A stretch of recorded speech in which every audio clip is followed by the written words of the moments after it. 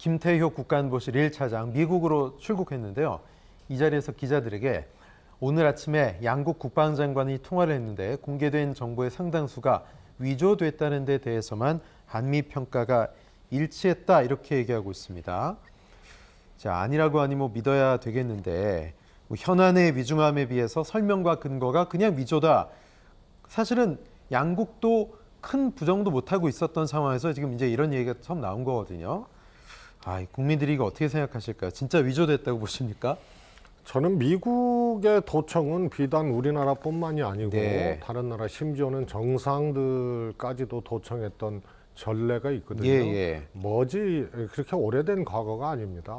그래서 아주 오래전부터 또 20세기, 21세기까지 그런 일들이 이제 일어났던 일인데요. 이번에 미국 언론을 통해서 보도됐던 내용들이 너무 구체적이죠. 우리 155mm 포탄 33만 발을 어떻게 할 것인가? 외교비서관하고 직전 안보실장과의 고민과 대화의 내용을 아주 잘 세세하게 실었거든요. 그래서 마냥 그것을 가짜 뉴스나 혹은 조작된 거로 보기에는 매우 어렵고요. 그 미국 언론이 응당한 책임을 져야죠. 그런다면. 그런데 지금까지의 과정으로 놓고 봤을 땐 우리도 70년대에 박정희 정권 시절에 도청을 당해서 미국에 항의했거든요. 그때 박정희 정권의 대응 있잖아요. 그거를 잘 볼 필요가 있어요. 도청이 사실이라면 이것은 주권을 침해한 것이다. 이렇게 얘기를 하고 진상을 명백히 밝히고 필요한 조치를 해라. 이게 메시지였어요. 미국 쪽에. 그리고 박근혜 정부 때도 노무현 정부부터 2012년, 2013년까지 도청을 했다는 그런 이제 그때 폭로가 있었죠. CIA 계약직 직원의 스노든인가. 그때도 박근혜 정부 때도 같은 메시지로 이 미국 정부에 항의를 했어요. 그러면은 응당 사실이라면이라는 것을 전제를 달아도 우선은 이것에 대해서 이 진상을 규명하고 그 다음에 사실이라면 사과를 하고 그 다음에 재발 방지할 수 있는 대책을 세우라고 요구하는 것이 당연한 건데요. 지금 김태호 차장의 저 말을 누가 그대로 해석하고 믿겠습니까? 그리고 아시다시피 오바마 대통령 시절에 소위 그때도 같은 폭로죠. 그래서 CIA에서 35개국 정상까지 통화 도청을 했다. 그랬을 때 오바마 대통령이 그때 뭐 메르켈 독일 총리가 막 강력하게 항의하고 난리 났었죠 그때도. 그럼 오바마 대통령이 앞으로 하지 않겠다라고 약속을 했다고요. 그러고도 또 한 거예요. 그래서 이거는 우선은 한국 정부가 단정할 수 없다 하더라도 해당 보도가 매우 구체적이기 때문에 최소한 이거는 진상을 명명백백하게 밝히고 사실이라면 이거는 응분의 책임을 요구를 하고 그리고 재발 방지까지도 요구를 해야 되는데 그냥 이거는 무슨 뭐 미국과 협의하겠다 그러고 김태호 차장이 그냥 국방부 장관이 이게 다 조작된 거라고 그냥 의견의 일치를 봤다고 그러면 해당 언론이라든가 이 사실에 대해서 조사도 하지 아니하고 저렇게 이 결론을 그냥 내버리는 것을 어떻게 납득할 수 있겠어요?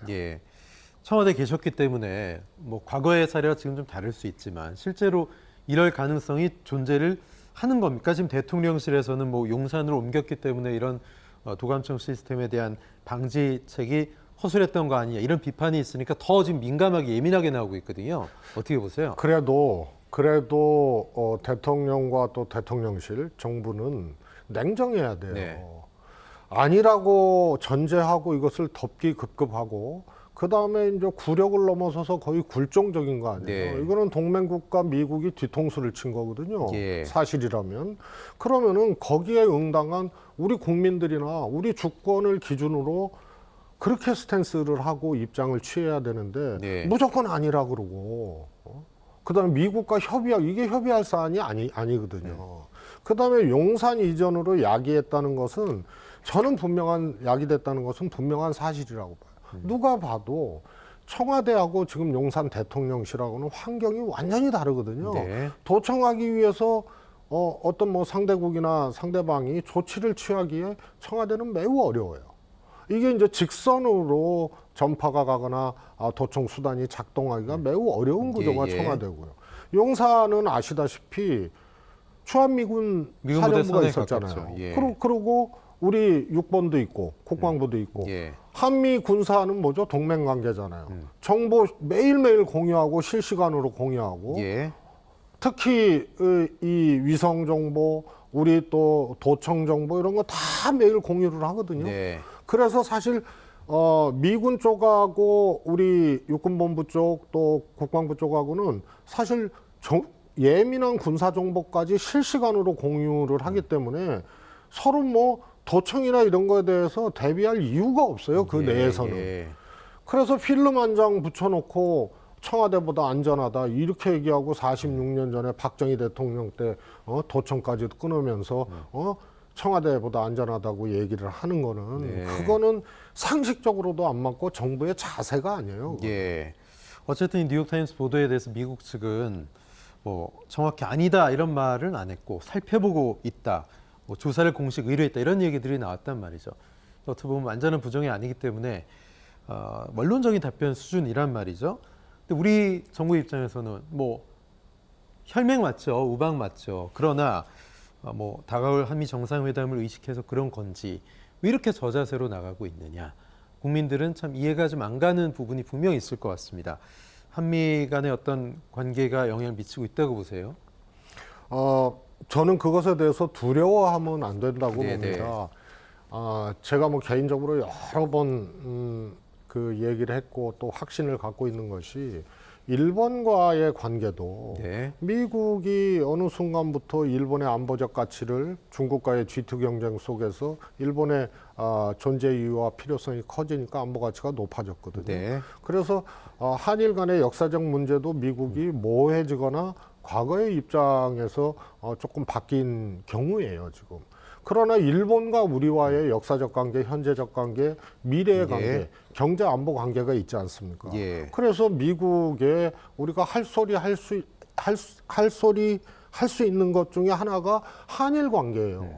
야, 우리가 이런 역사적 관계가 있고 안보적으로도 가장 가까운 나라고 일본은 전쟁할 수 없는 나라인데 다시 재무장을 하게 되면 우리한테 이런 영향이 있고 영토 분쟁도 있고 그런데 어떻게 한미일 이 협력도 중요하고 동맹도 중요하지만 일본까지 우리가 군사 동맹을 할 수가 있냐?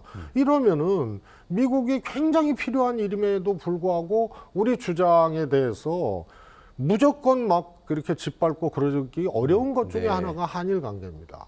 이 도청 문제도 정상회담을 앞두고 정상회담에서 어떤 성과를 내고 어떤 얘기를 나누든 간에 이것이 사실이라면 정말 주권 침해 아니에요. 그렇기 때문에 오히려 정상회담에 우리 국익을 관철하고 또 조금 더 결실 있는 정상회담을 하기 위해서라도 우리가 할 소리는 해야 되는 거예요. 그런데 마냥 저 자세로 굴종적으로만 가게 되면 반드시 이거는 불이익으로 오게 됩니다. 미국의 계산서가 날라오게 돼 있는 거거든요. 근데 이런 일을 일부러 우리가 야기해서도 안 되지만 이런 도청 관련된 보도가 되고 저는 사실이라고 믿어요.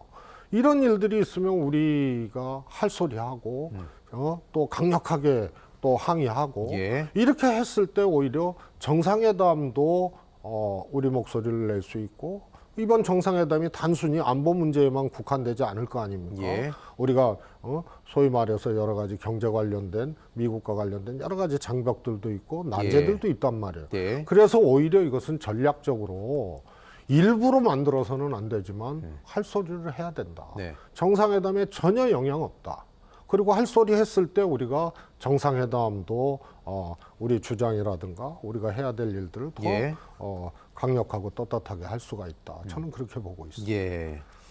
또 하나 짚어볼 게 지금 뭐 일단은 미 정보기관이 한국 대통령실을 도청해서 쓴 것으로 보이는 이 문건에 김성한 전 안보실장 그리고 이문희 전 외교비서관이 우크라이나에 무기를 제공하는 방식을 놓고 나눈 대화가 나온다.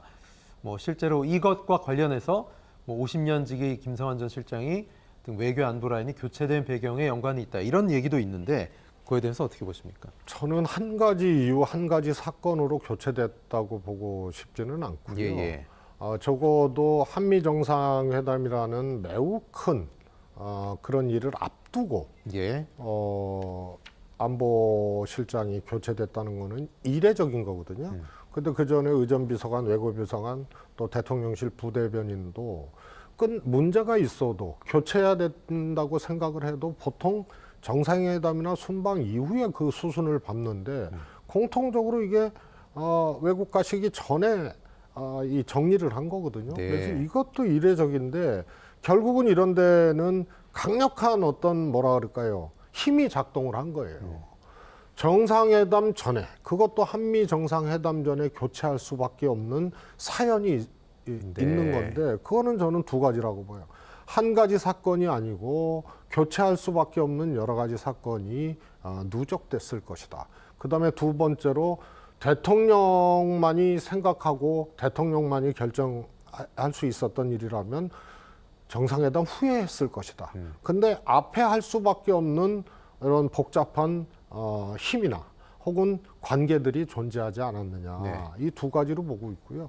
뭐 다 아시다시피 김태호 실장이 사실상 실장위의 사장이거든요. 안보실 내에서는 네. 회사로 얘기하면 실장위의 예, 사장인데 그게 이제 김태호